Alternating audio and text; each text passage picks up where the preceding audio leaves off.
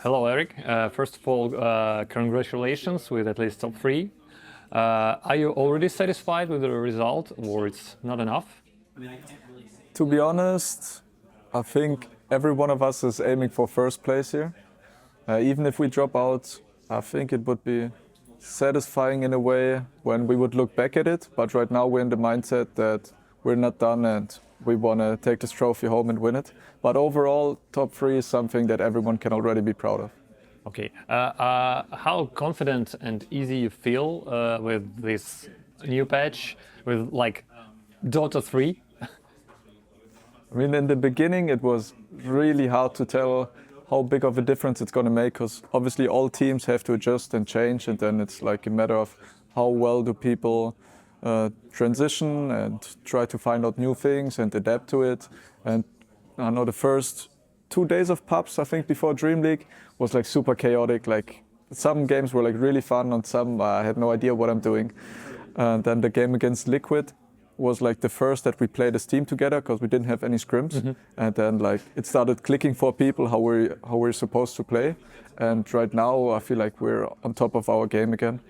And yeah, it doesn't really matter who we play against. We feel really confident with what we're doing right now. How many things do you think must be discovered and reopened in Dota with all these changes? And I mean, looking back at the last patch, we had our timings, our heroes, we play the lanes, we come to runes, we take objectives, and then they brought in like little watchers, the wisdom runes, the lotuses and the well every 3 minutes, and the tormentors minute 20, and 2 roche pits. And while we're playing Dota, you think about these little things that, oh, I should go here now, minute 7, I need to be here. Yeah. And then you go there, and I know you constantly think about these things, which we now call is like, don't go for these mini games too much. Whereas they're more distracting in a way, and it led us away from playing Dota. Whereas now we implemented them more into our own play, and it's also more of a routine, because we played a lot more games. And now we can comfortably just play our game without getting distracted in a way. It's just part of it.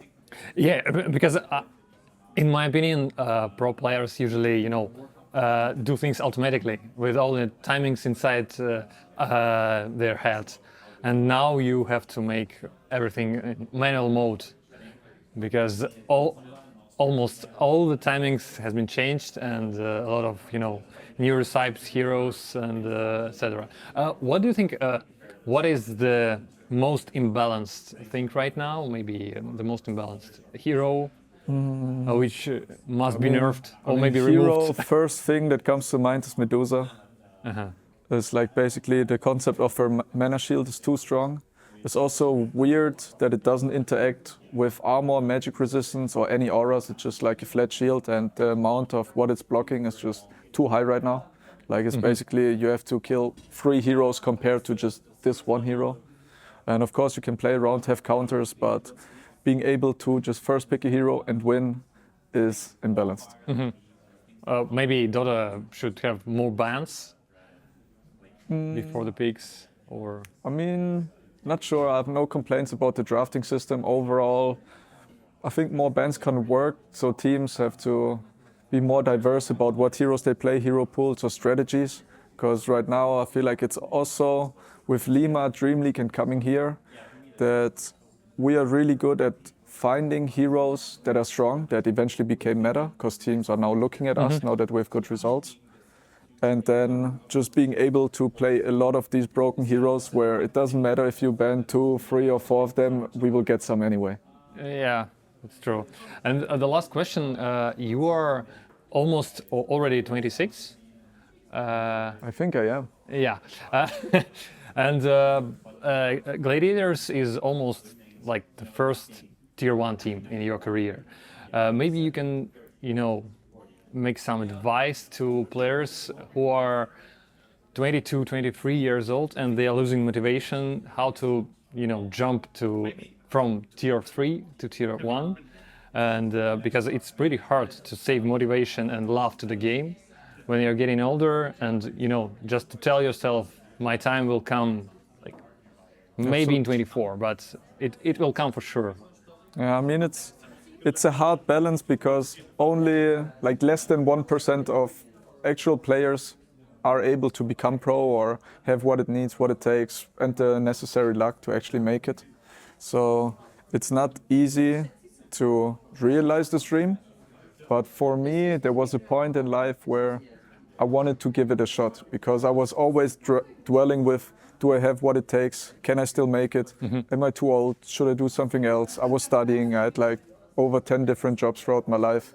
And it's like, I don't know, I've always had this thing of, can I be one of the best? Do I have what it takes? And I don't know, I think it would have bugged me my whole life if I wouldn't have tried.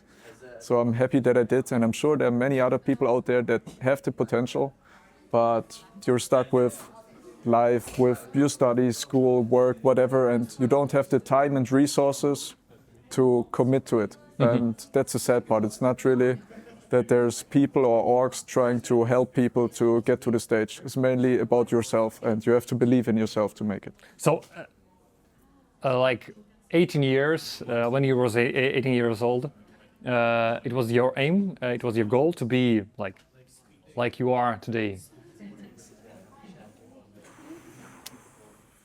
It was the part of the plan? Not really. I've never really had a plan. My best trait was always waking up and then making the most out of the day, I think. Is it how it goes? That's how it goes, yeah. Okay. But nowadays, since I have to get up and play games, I don't have to plan too far into the future. I can just do what I'm best at. Okay. Thank you so much, and good luck tomorrow in the games. Thank you. Thank you.